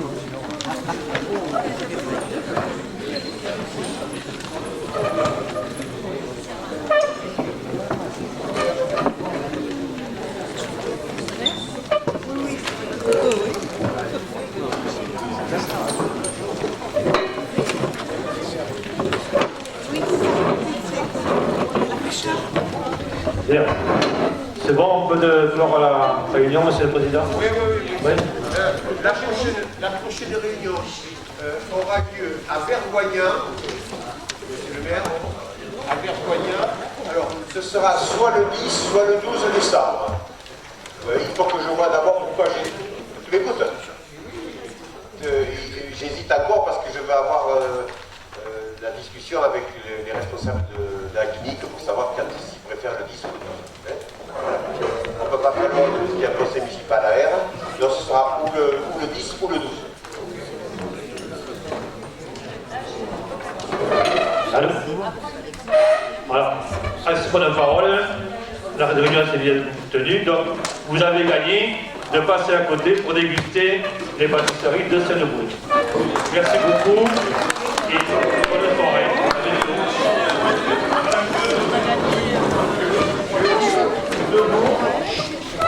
Concernant les affiches que j'ai remises, tout le monde connaît L'amour est dans le pré, la célèbre émission. Et il n'y a pas que l'amour dans le pré, il y a aussi du stress, parfois, et des situations dramatiques. Et donc c'est pour mettre en avant les possibilités que l'on peut rencontrer pour essayer d'amener du débat et faire parler les gens qui sont en situation difficile. Et alors c'est sous forme de scénette, c'est interactif, et donc je vous demande de faire la publicité de cette soirée qui est prévue donc à Eugénie-les-Bains le 11 décembre. Voilà, le soir à 20h. Merci. Merci aussi à notre modérateur.